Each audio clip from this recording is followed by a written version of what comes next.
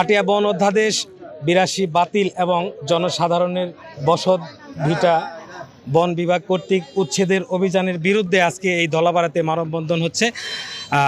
আমি যদি আপনাদের একটু দেখাই, মানববন্ধনে আপনারা দেখতে পাচ্ছেন নারী এবং পুরুষ সহ হাজার হাজার মানুষের সারিবদ্ধভাবে তারা দাঁড়িয়েছে মানববন্ধনে। আমরা দেখতে পাচ্ছি এখানে মুসলমান, হিন্দু এবং বৌদ্ধ সহ বিভিন্ন ধর্মের লোক কিন্তু এই মানববন্ধনে অংশগ্রহণ করেছে।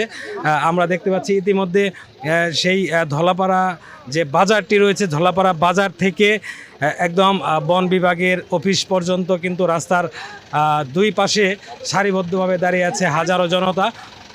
অর্থাৎ ভিট কর্মকর্তার ধলাপাড়া যে ভিট কর্মকর্তা অফিস রয়েছে, সেই ভিট কর্মকর্তার অফিসের সামনে হাজার হাজার লোক এই মানববন্ধনে দাঁড়িয়েছে। তারা চাচ্ছেন তো দিন ধরে তারা সেই বসত ভিটাতে বসবাস করতেছে, এই বসত ভিটা যেন তাদেরকে উচ্ছেদ করে এখান থেকে যেন তাদেরকে উচ্ছেদ করা না হয়। এবং আমরা ইতিমধ্যে দেখতে পাচ্ছি আরও দলে দলে কিন্তু এলাকাবাসী এসে মানববন্ধনে দাঁড়াচ্ছেন। তাদের একটাই দাবি, শত বছরের এই বসত ভিটা যেন উচ্ছেদ করা না হয়।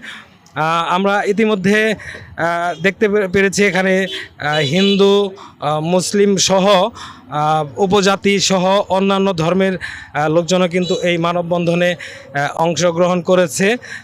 এখানে আজকে সকাল 11টা থেকে মানববন্ধন শুরু হয়েছে। আপনারা দেখতেই পাচ্ছেন এই মানববন্ধনে শত শত লোক একদম সারিবদ্ধভাবে কিন্তু অংশগ্রহণ করেছে।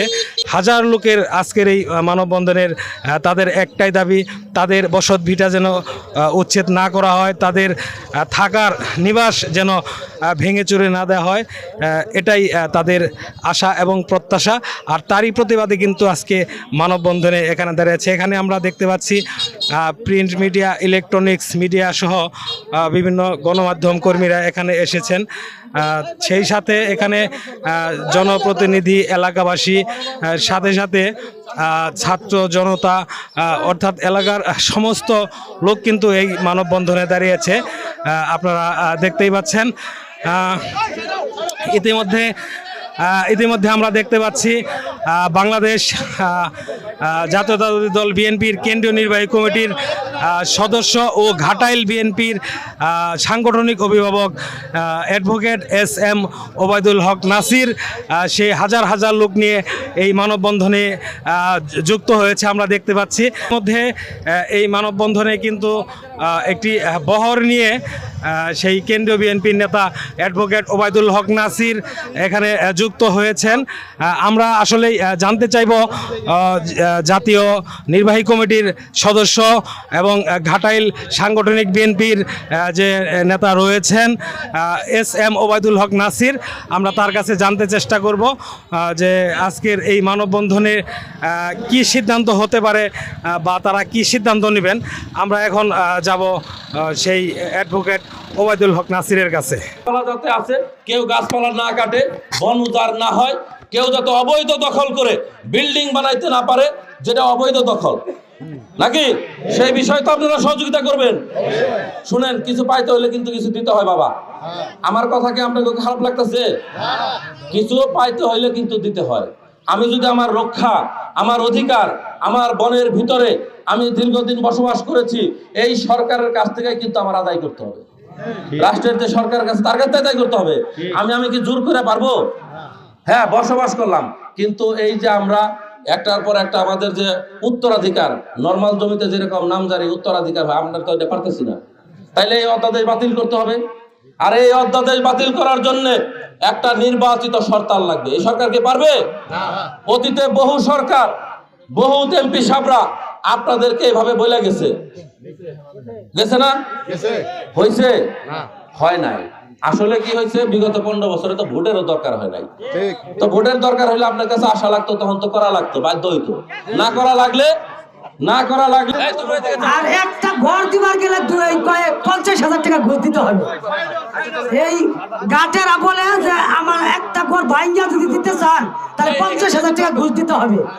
আর আমরা 200 বছর ধরে থাকতেছি সেইখানে মনে করেন যে কেউ আমাকে বাধা দিতে আসে নাই, এখন বাধা দিতে আসতে বাড়ি ঘর ভাঙ্গা ফেলাই দিব।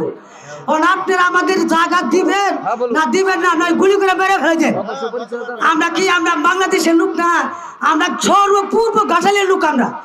আমরা যদি এখানে না থাকতে পারি, এই ফরেস্ট অফিস গাছ কোথায় খা, আমরা যদি ঠিক থাকি গাছ কোথায় থাকে এটা আমরা দেখে স্যার। আমরা ঘাটালের পূর্ব ঘাটালের যদি আমরা ঐক্যবদ্ধ হই, আমাদের পাহাড় এলাকায় আমরা জঙ্গলে বসবাস করি, আমরা আদিবাসী, আমরা নিজে মাঠে কাজ করে খাই, আমরা নিজের পায়ে দাঁড়িয়ে খাই।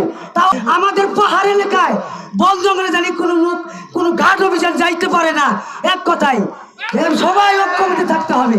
বন লাগানো হবে, তখন কথা ছিল না আমরা পেটে ভাত দিব, সেইখানে বন লাগাবেন, আমাদের ঘরবাড়ি উচ্ছেদ করে দিবেন, এটা আপনাদের কথা ছিল না। আমাদের কাছে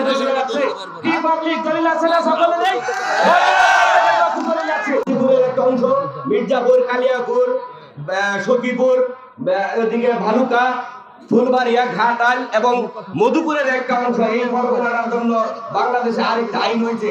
এই আইনের প্রতিবাদ করছি এবং এই আইন যেন সরকারের ঊর্ধ্বতন মহল আছে, আমাদের নেতা আছে, উনি যেন ঊর্ধ্বতনের মহলের কাছে খবরটা পৌঁছায় এবং আমাদের জন্য সহযোগিতা করে, আমরা যেন সঠিক হিসাব।